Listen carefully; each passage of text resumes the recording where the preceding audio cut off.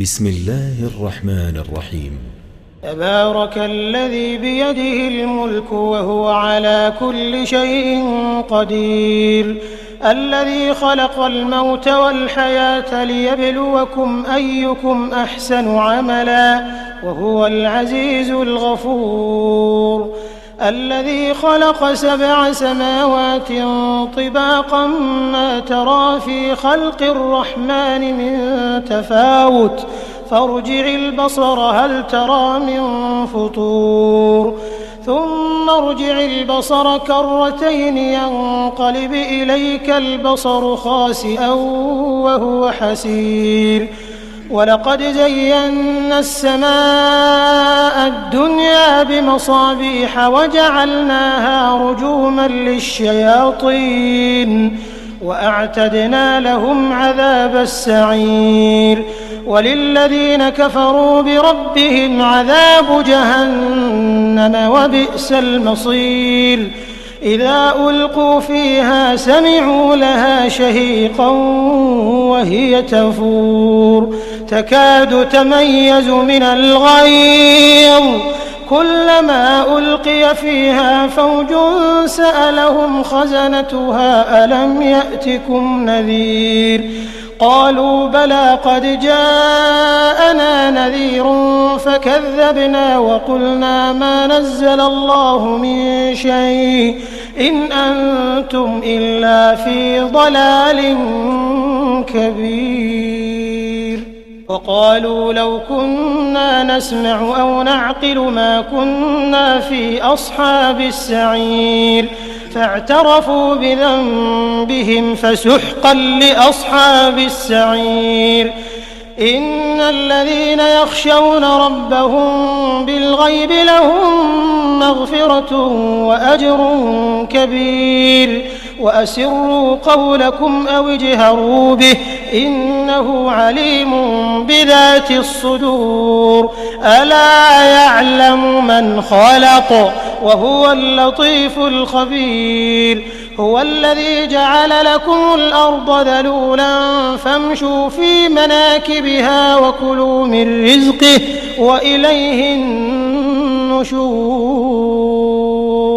أأمنتم من في السماء أن يخسف بكم الأرض فإذا هي تمور،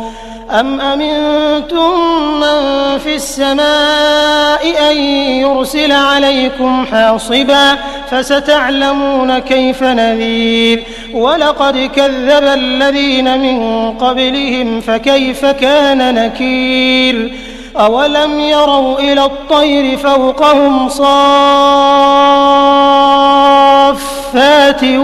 ويقبضن ما يمسكهن إلا الرحمن إنه بكل شيء